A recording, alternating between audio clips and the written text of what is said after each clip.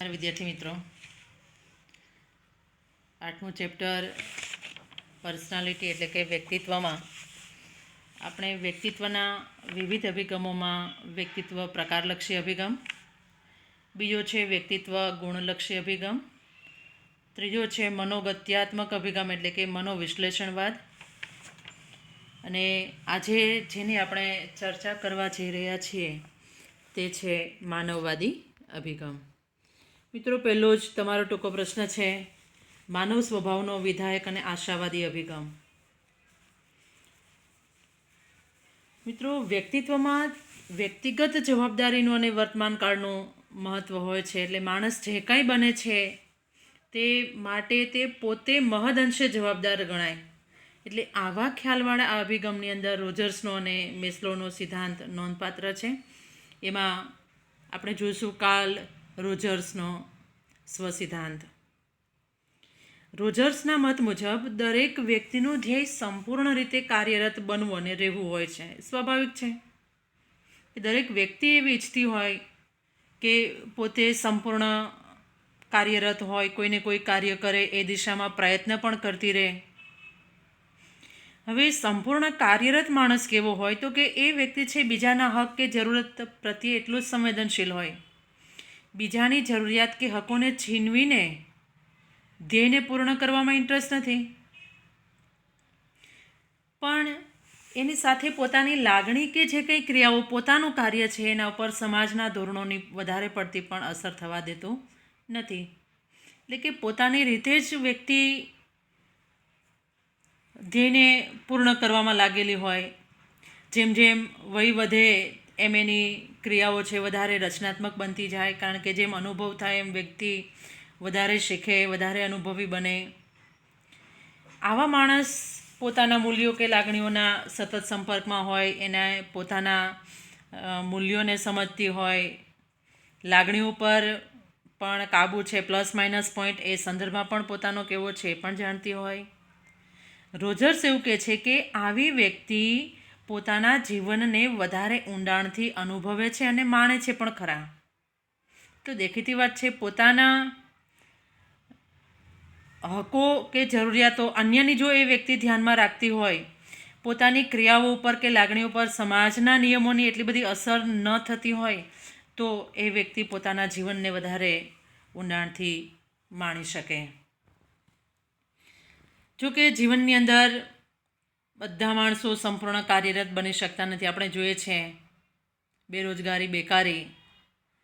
પણ જ્યારે વ્યક્તિના જીવન અનુભવોને પોતાના વિશેના વિચારો સાથે સુસંગત ન બને ત્યારે વ્યક્તિને ચિંતા થાય. જીવનના અનુભવો કંઈક જુદા હોય, પોતાના વિચારો કંઈક જુદા હોય. દરેક વ્યક્તિનું ધ્યેય છે એજ્યુકેશન પછી, ડિગ્રી લીધા પછી સારી એવી જોબ મળે, પરંતુ જીવનના અનુભવોને પોતાના વિશેના જે પોતાના વિચારો છે એ બંને જ્યારે મેળ બેસતા નથી ત્યારે ચિંતા થાય. એટલે કે વ્યક્તિના સ્વખ્યાલ અને વાસ્તવિકતા વચ્ચે મોટી ખાઈ ઊભી થાય છે. અને એવા સમયે વ્યક્તિ કુસમાયોજનનું મુખ્ય કારણ વ્યક્તિ માટે બને છે. રોજર્સ એવું કહે છે કે જેટલે અંશે વ્યક્તિના સ્વખ્યાલ અને તેના અનુભવો એકબીજા સાથે સુસંગત હોય, મેળ બેસે તેવા હોય, તેટલે અંશે તેનું માનસિક સ્વાસ્થ્ય સારું. આપણી ઈચ્છા પ્રમાણે જ જો આપણને અનુભવ થતા હોય, બહારની વાસ્તવિકતા એ પ્રમાણે જ હોય, તો આપણું માનસિક સ્વાસ્થ્ય સારું રહે, કારણ કે આપણી ઈચ્છા પ્રમાણે આપણે ધારેલું ધ્યેય છે પ્રાપ્ત કરી શકીએ. આવી વ્યક્તિ સુસંગત રીતે વર્તે છે, સારું સમાયોજન સાધી શકે છે. પરંતુ જીવનની અંદર જ્યારે સ્વખ્યાલ અને જીવનના અનુભવો વચ્ચે સમાનતા થોડી જ હોય કે બિલકુલ ન હોય, તો સમાયોજન નબળું પડે છે. એટલે મિત્રો, આપણા સ્વખ્યાલ અને જીવનના અનુભવો વચ્ચે જેટલી મોટી ખાય તેટલું આપણું સમાયોજન નબળું. ત્યાર પછી એમાં જ બીજો સિદ્ધાંત છે મેસ્લોનો સ્વસાર્થકતાનો સિદ્ધાંત, જે 12મા ધોરણમાં પણ મહત્ત્વનો છે. મિત્રો, માનવ અંગેનો મેસ્લોનો મત વિધાયક અને આશાવાદી છે, જે MCQમાં પૂછાય છે. આપણી પાસે પ્રેમ છે, આનંદ, સર્જન કાર્યની અનેરી શક્તિ છે. એટલે આપણે આપણી મહત્તમ શક્તિનો ઉપયોગ કરીને આપણા જીવનને યોગ્ય ઘાટ આપી અને સાર્થક આપણે બનાવી શકીએ. આવી વ્યક્તિ છે જગત વિશે કે દુનિયા વિશે કે પોતાના વિશે જે રીતે અભિમુખ બનીને માણસ પોતાનું ને જગતનું પ્રત્યક્ષીકરણ કરે, પોતાની જરૂરિયાતોને જે કક્ષાએ ધ્યાન આપીને પોતાની શક્તિને કામે લગાડે એ પ્રમાણે તેના વડે તેનું વ્યક્તિત્વ છે સ્પષ્ટ થાય. દાખલા તરીકે જે માણસ જરૂરિયાતોની શ્રેણીમાં નીચલી કક્ષાની શ્રેણી હોય, એટલે માત્ર જીવનમાં શારીરિક અને સલામતીની જ જરૂરિયાતો સંતોષવામાં એને ઇન્ટરેસ્ટ હોય, તો આવા વ્યક્તિઓની વ્યક્તિત્વમાં ઉણપની અભિમુખતા જોવા મળે છે. એટલે પોતાની પાસે જે કંઈ ભૌતિક ચીજ વસ્તુઓ નથી તેની મેળવવાની જ ફિકરમાં એ વ્યક્તિ ડૂબેલો હોય તો અવ્યવસ્થિત રીતે વર્તન કરે એવી શક્યતા છે.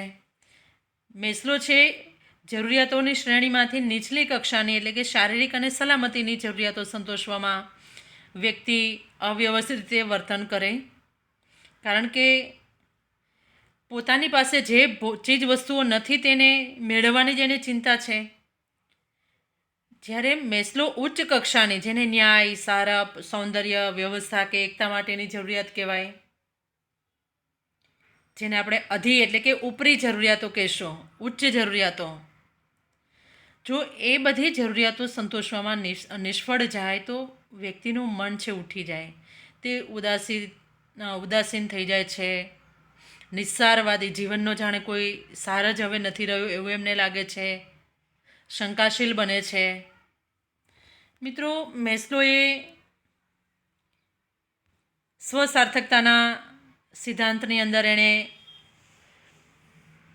સ્વસાર્થક બનેલા જીવનની અંદર જે એણે સાર્થકતા પ્રાપ્ત કરી છે એવા માણસોનો અભ્યાસ કર્યો કે એ વ્યક્તિમાં કેવા લક્ષણો હોય. તો પોતાના અનુભવો પ્રત્યે વધારે ખુલ્લું માનસ રાખે, આંતરિક જગત સાથે પણ સતત તાલ મિલાવતા રહે. મિત્રો, અહીંયા સાર્થકતા એટલે શું? તો કે આપણા ખુદના વિચારો અને બહારની વાસ્તવિકતા સાથે જેટલો તાલમેલ એટલું જીવન સાર્થક. આવી વ્યક્તિઓ સ્વયંસ્ફૂર્ત હોય, સ્વાયત્ત હોય, સ્વતંત્ર હોય, ધ્યેયનિષ્ઠ હોય, લોકોની પણ કદર કરે, જે કંઈ ઘટનાઓ બને છે એની પણ કદર કરે. એ ઉપરાંત એ અનુરૂપતાનો પણ સામનો કરનારા હતા. કોઈ બહારના ઉદ્દેશ માટે પણ પ્રતિબદ્ધ હોય.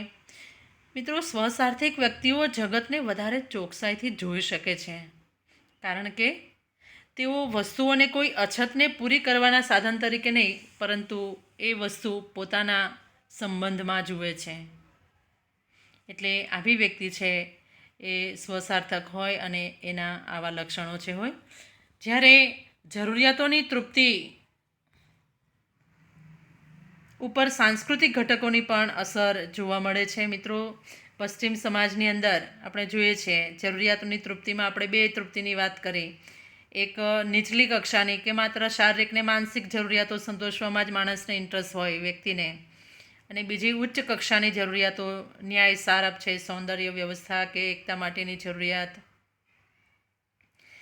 પણ અહીંયા સાંસ્કૃતિક ઘટકોની અસર જરૂરિયાતોની તૃપ્તિ પર કેવી રીતે થાય? તો કે પશ્ચિમી સમાજમાં લોકોનું સામાજિકીકરણ એ રીતે થાય છે કે ત્યાં તેઓ જરૂરિયાતોની ભૌતિક તૃપ્તિ ઉપર વધારે ધ્યાન કેન્દ્રિત કરે.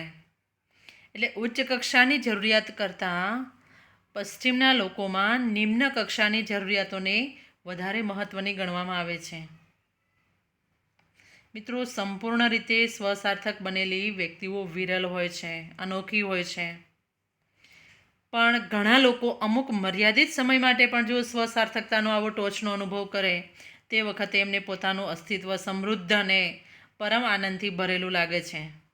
મિત્રો, નાની એવી વાતમાં ક્યારેક જ્યારે આ સાર્થકતાનો આપણે પણ અનુભવ કરીએ ત્યારે આપણે આ પરમ આનંદ કે સમૃદ્ધિથી ભરેલું જીવન છે એવો અનુભવ છે આપણને થાય છે.